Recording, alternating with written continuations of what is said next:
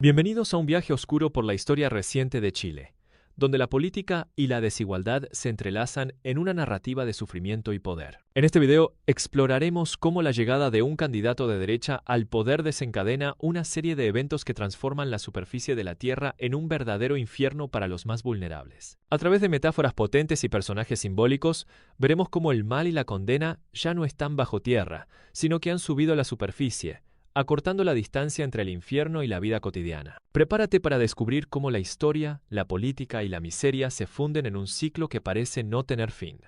En el corazón de esta historia encontramos a Antoine Cast, hijo de un futuro presidente de derecha. Criado en una familia marcada por la herencia nazi y la explotación de la tierra chilena, Antoine representa la arrogancia y el sentido de superioridad inculcados desde la infancia. Su vida transcurre en vastas propiedades rurales, donde la riqueza se construye sobre la pobreza ajena. Un día, su encuentro con Pudu, un niño humilde acompañado de un ave mística, desata una tragedia que simboliza la violencia estructural y el desprecio por los más débiles. Esta escena nos muestra cómo la desigualdad y el racismo se transmiten de generación en generación. La tensión entre Antoine y Pudu escala rápidamente.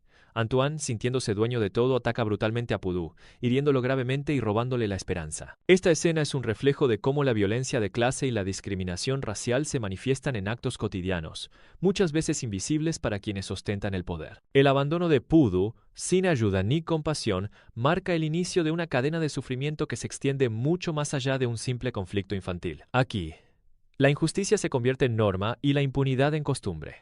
Al regresar a la mansión, Antoine distorsiona los hechos y acusa a Pudu de ser el agresor. Su padre, José Antonio Cast, responde con odio y promesas de erradicar a los pobres, comparando a los habitantes de los campamentos con un cáncer. Esta mentalidad, heredada de sus antepasados, se traduce en políticas de exclusión y represión. La escena nos muestra cómo el discurso de odio se convierte en acción política y cómo la deshumanización de los pobres es justificada desde las más altas esferas del poder. Así, la violencia individual se transforma en violencia estructural.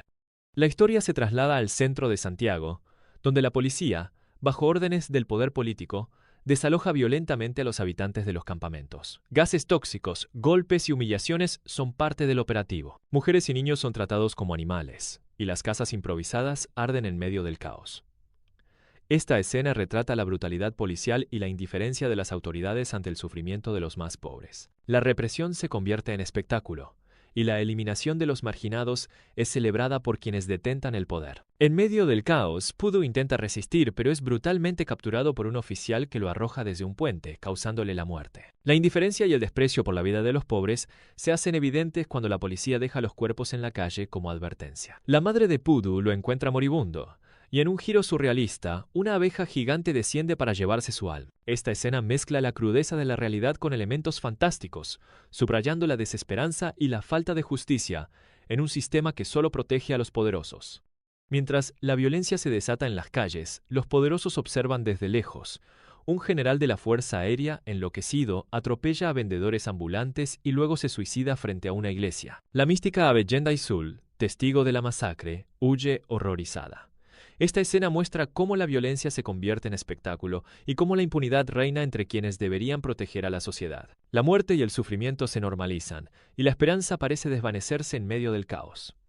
El 26 de noviembre de 2025, José Antonio Cast es declarado presidente de Chile. Su discurso público promete una guerra contra la pobreza, pero en privado revela sus verdaderas intenciones: eliminar a los pobres y a quienes considera inferiores. Rodeado de aliados políticos y figuras cuestionables, Cast celebra su triunfo con un espectáculo macabro, presentando a víctimas de la represión como trofeos. Esta escena expone la hipocresía del poder y la desconexión total entre el discurso oficial y la realidad de las víctimas. Con la llegada de Cast al poder, Chile entra en una nueva dictadura militar. El país revive los peores fantasmas de su historia, combinando elementos de Hitler y Pinochet. El infierno ya no es una metáfora.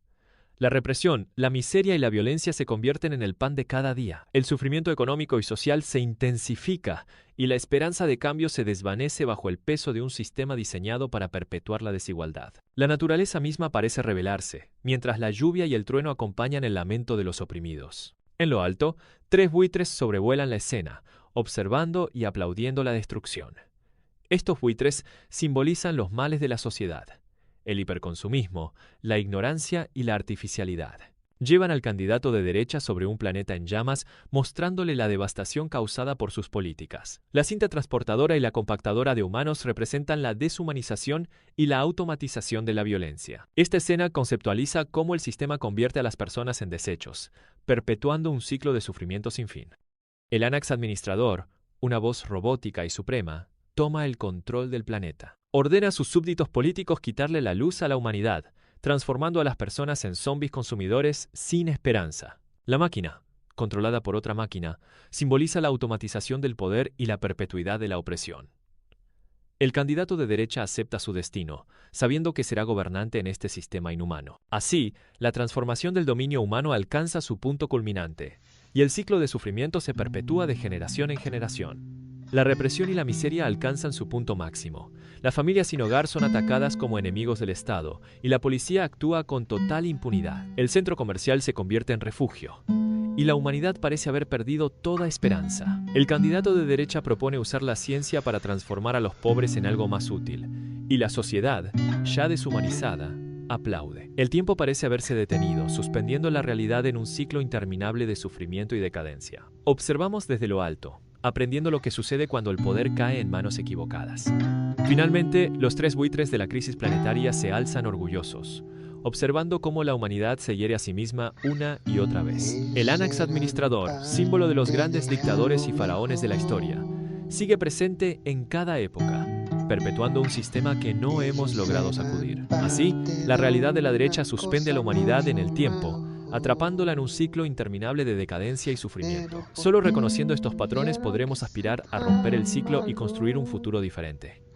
¿Por qué tuvieron que ser tan malos?